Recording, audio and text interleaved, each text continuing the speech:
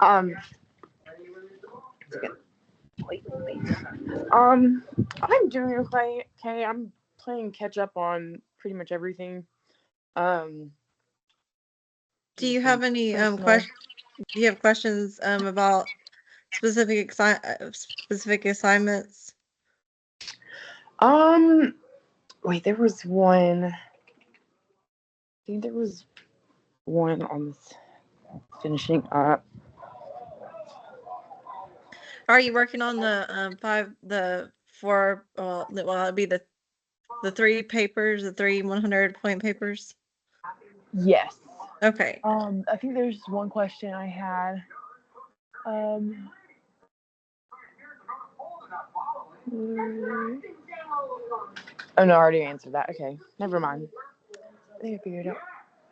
Are you working on one of the 100-point papers, like the genre analysis or the thematic paper or anything like Um, that? I what am I on? I'm back to November 16th. Okay. That's good. You're catching up then.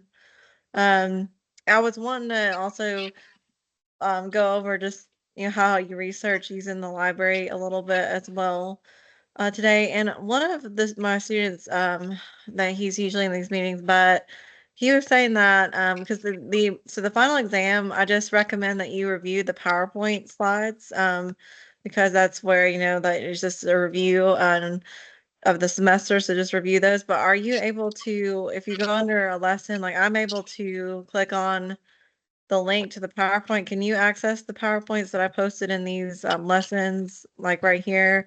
I can click on this and it pops up. But he was saying it was locked, so I didn't know. Can you see the PowerPoints?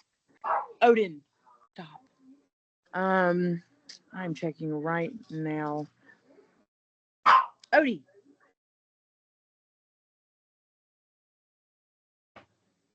Okay, so sorry. Is it under um?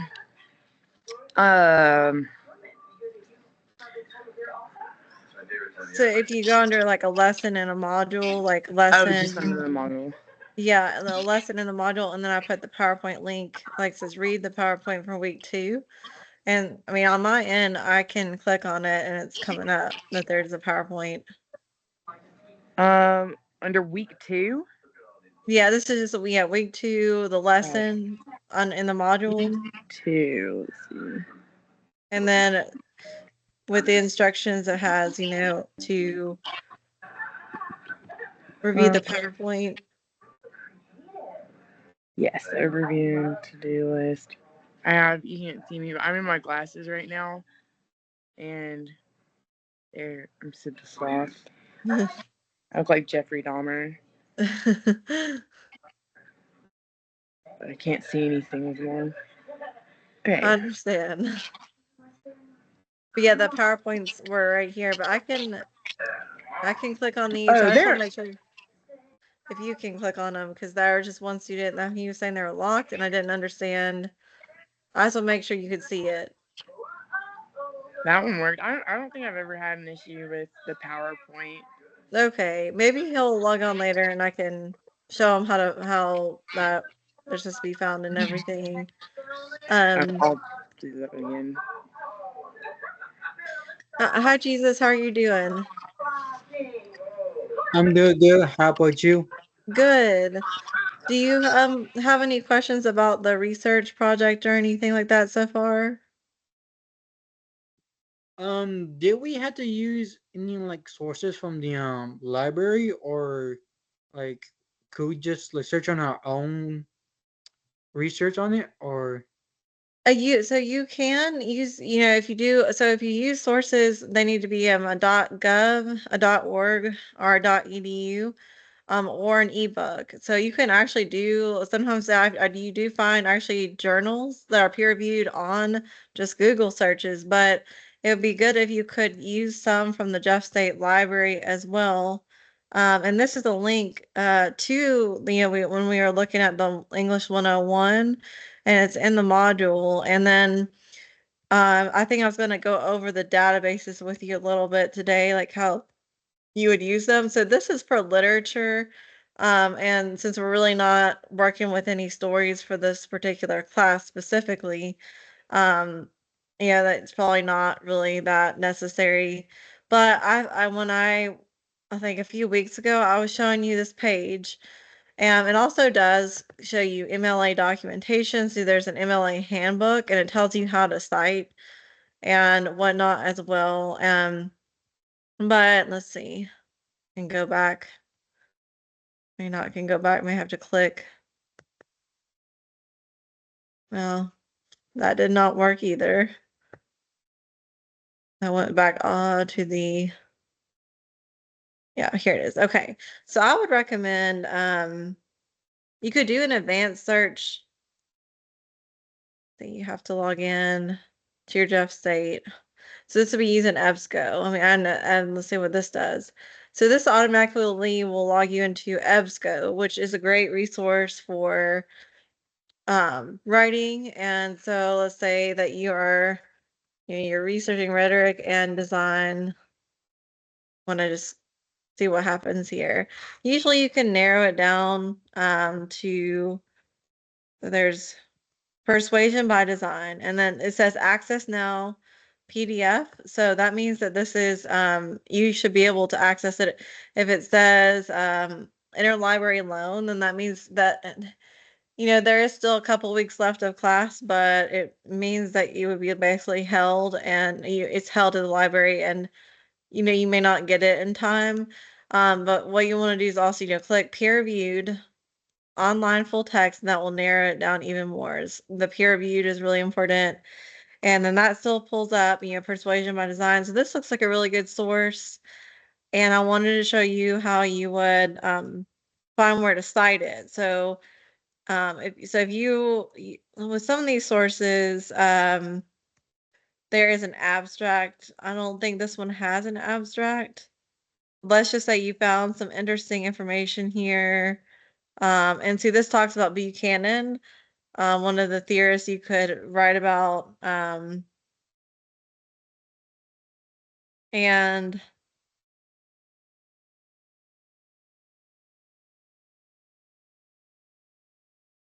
so let's say you wanted to use this and it actually does tie in. I might even post this one after the meeting so I think this is one you could definitely use for your paper. So you would just click on download. Well, actually, no. You can download it. I would recommend downloading it to the computer, but cite is actually where the quotes are here. And then you would go under MLA, 9th edition. And this is the citation. So in your works cited page, you would just copy this or into your annotate. So in the annotated bibliography, which I believe is coming up next, you'll just compile 4 sources. You start with the citation itself, and then even in this module here, this is what an annotated bibliography looks. Well, actually, I only put the works cited. I don't know why. I know I have an example of an annotated bibliography somewhere in here. Definitely in the PowerPoint. I'm sure I do have it. Yeah, I do have a PowerPoint on annotation too. I believe that's next week's big assignment is annotated bibliography, because the week after that's when the papers do. I believe that's all we have left, and I'm still starting on the outlines. I did catch up with some of the assignments that for some reason I either didn't see or it got because we're in Canvas, it got somehow pushed aside. So I got those back from actually a couple months ago. So I got caught up with that. So I am working on getting these back. But basically, annotated bibliography that it looks like this. You have actually this is cited a little bit. This is the correct format. You always have the author's last name, comma the first name, the title of the source. If it's a book, you have where it was published, the publisher, the year published in print. So you can use hardback books from the library. You can use ebooks. You can use peer-reviewed journals, and then .edu, .org, and .gov, and .mil. Military, that is another one you can also use. But basically, that would be how you cite this, and then this gives example. Adam Dilbert cartoons are known for satirizing everyday workplace issues. So that's just basically saying this is what this article is about. You're going to say the author is saying this, and then you're going to explain why they're saying that. The cartoon on page 106 illustrates how rampant internet use in the workplace has become and suggests that both employers and employees are well aware of the practice. So that's basically explaining their stance on the issue, and then they conclude by saying the cartoon points out the difficulty employees face in trying to restrict employee internet use. But so that's great. So that's explaining really exactly what is the first they start with an overview of what is this doing, then more specifically what is the purpose of this article, and then you want to also add to it just explaining how you'll use this source to fit into your project. And if you do have an opposing view that you're saying, well, how am I going to find an opposing viewpoint? And there is a database on opposing viewpoints. But let's say you can't find an opposing viewpoint. What you can do is just make up your own opposing viewpoint and then use one of your four sources to back up your idea. So if you are stumped and you really can't find a source, and you can always go to a Jefferson State Library, walk in and a librarian will assist you. Or I did send a link to how to virtually connect with a librarian. Um, and you can always, email me as well. But essentially, so you see how the source is cited here. You have the author's last name, comma their first name, Persuasion by Design, Design Theory Between Aesthetics and Rhetoric, Design Issues, Volume 37, Number 4, October 2021, pages 9 through 22. And then it gives the database. You italicize the database, which is EBSCOhost. And you also italicize the journal title is Design Issues, but you place quotes around the article title, and then you give the domain to that journal. And so that's how you would cite it in your works cited page, and also your annotated bibliography. You would cite it like that, but with annotated bibliography, you just have that paragraph that explains it's going to explain it's going to explain the overall purpose of why this article was written or the source was written, and then how it fits into your project. Essentially, you can bring in a citation from the article in your annotations, but it's that I mean I would prefer that you do. I know this example they did not, but it's really best if you do really supposed to bring in just one citation from where, if you could pinpoint a place in that article that sums up their thesis stance or their main point, just document what page it's on or what paragraph. When you're compiling research, it's also helpful to have little note cards.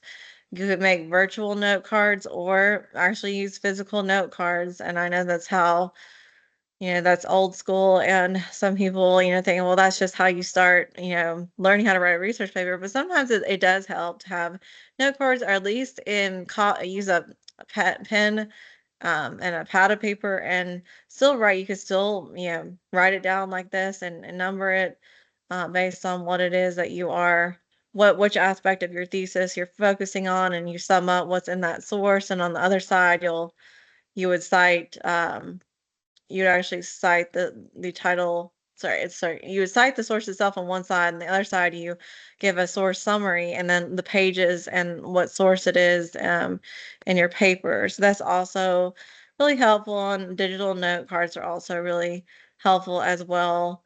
But yeah, basically that's, I know this is for next week, the annotated bibliography.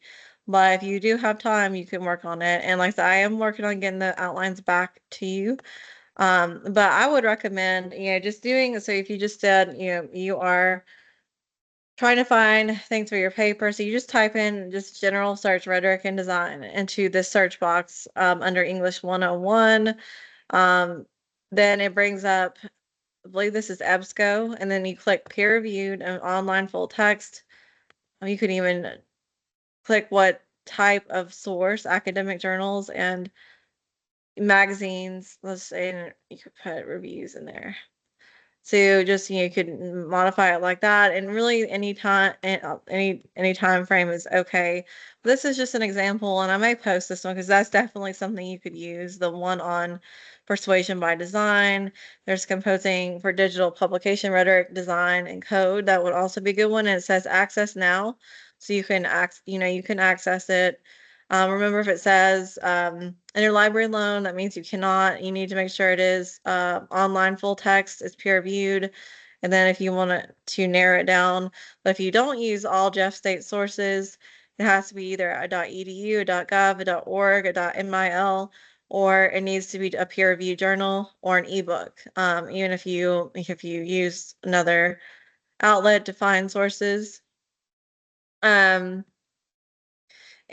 there is opposing viewpoints, and that is also one that's, good for, since you are arguing a point of view, and there's a points of view reference center. So opposing viewpoints and context, I want to see what comes up when clicking on this one. This is usually for, really debatable, like highly contested things like global warming and political matters, things like that are controversial. So we mostly want you think of opposing views, but I'm going to type it in, see what happens, because I should still pull something up, I would think. Yeah, so manufacturing populism, digitally amplified vernacular authority. So that one looks like it might be a good source. And if it has so let's say it has a abstract to it. So that you would want to read the abstract first, and then you would decide, does this look like it's going to help me in this paper or project or not? And then, of course, after you actually read it, then you make the final call. But this says this article shows that digital technologies can play an outsized role in the populist discourse because the imagined voice of the people gains its authority through the appearance of continuities and consistencies across many iterative communication events. Those iterations create an observable aggregate volition, which is the basis of vernacular authority. So this is something that could still tie into your paper, because remember, it's on rhetoric and design and tying into modern rhetoric into our modern world today. So yes, I believe just after reading a couple sentences, you could tie this into your paper, and you just want to make sure you read it all the way through. I always know this is, older school too, but I always like to print the articles, and I always like to highlight it and identify, this is, I actually would mark the paragraphs. I would actually say I would mark, if this is my first thesis point, I would put a number 1 and circle it. That's how I would kind of separate information. And this is point 2. This pertains to point 3. And then I would go through and write an outline and then connect what do I actually want to use to back up this, which is the best quote to use or paraphrase to use. But it makes it easier, just kind of break it down. At least for me, it was easier to just print it out to have a physical copy and then mark it up and then, break down paragraph by paragraph, which point does this pertain to, and whatnot as well. But yeah, so you would just read this article and then you would see what points could help you back up your thesis. And once again, decide it. You just go here, and then it's already emailing 9th edition. You just make sure this is cited correctly. Author's last name, comma, first name, article title, title of the journal, volume number. I'm not sure, 4S1, it may pertain to the journal, obviously, but in the 14th, September of 2022, that's when it was published. And then it gives the pages, 236 plus, and then it gives, this is the database here. The database is scaling context opposing viewpoints, and then it gives the DOI and then the access date. So this is correct, and all you have to do is copy it and paste this to your works cited or your annotated bibliography, but you have to make sure it is cited correctly. And this is how you structure the citation. You do not indent the first line, you indent the second line and after of each citation. So it's the opposite of a paragraph. You indent after the first line of each paragraph. But I would recommend opposing viewpoints, and I recommend just, using this search box here under the English 101 page, this search box. And then when it narrows it down, you want to make sure it's peer reviewed. You want to make sure that it is full text. And then you can put, you want magazines and peer-reviewed journals and ebooks and what specific things that you want. Magazines even are still considered credible sources, periodicals, and of course we know that the peer-reviewed journals and websites like edu.gov.org.mll, ebooks and physical books. So you can go to the library and see if you can even find any physical books if you like as well, which I know that, it's probably easier just to obviously do it virtually. But, if you ever, go to a library and of Jeff State and you tell them you got your research project, they'll always, be glad to sit down with you too and help you find sources. I always remember that was just great to whenever, having a major project, and sometimes you just go into the library and having them kind of help direct, if you needed, they would direct you to sources that were helpful. If you like were researching, especially something really specific, and you just wanted some extra pointers on where to find information. Um, and it's just like I said, it's just very helpful. But virtually you can connect, and I did post a link, so if you just connect with a Jeff State librarian, let's see, either should get contact your librarian, and then just say connect with a virtual librarian, and then you just go here, and then you just give them your information, explain your research project, and they'll get back with you, or you can always physically go to the library, or just let me know if you have any questions about your research. Do y'all have any questions so far?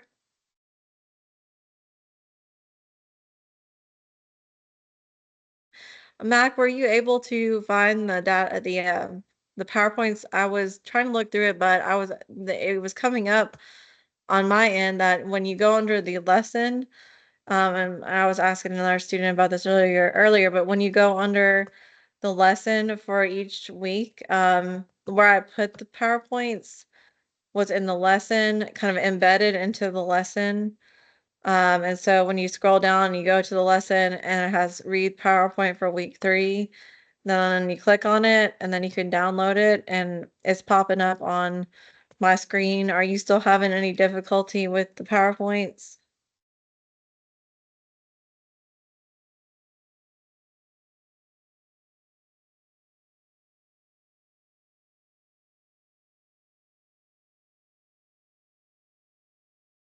Mac, are you there? Oh, I'm sorry. I'm at work. Can you say that again? Okay, so didn't know if you were able to find the PowerPoint. So you go under the lesson for each module, and then there's a list of things like, read this, and then there's a PowerPoint, and that's where you click on it. And I have been able to click on it and open it. Have you been, did you see how I did that? Are you able to open it now?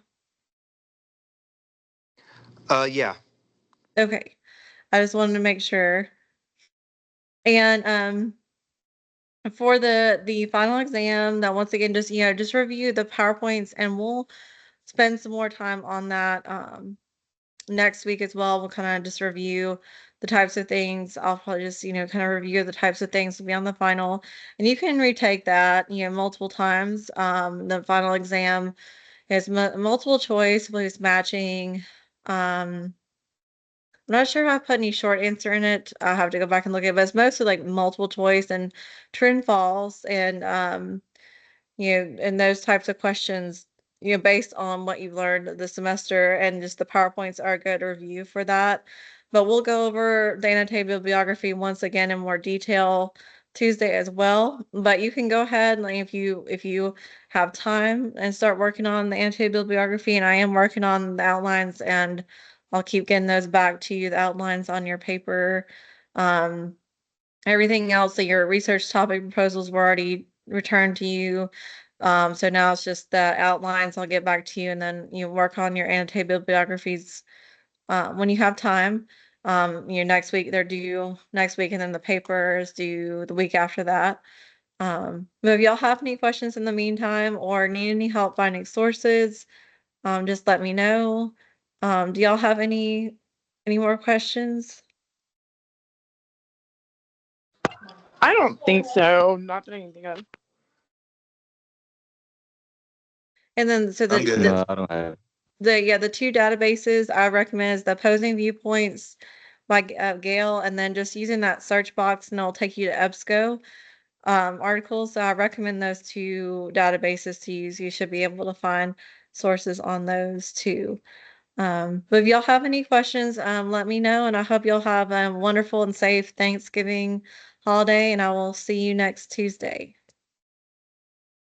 Have a good week. Thank You you. too. You too.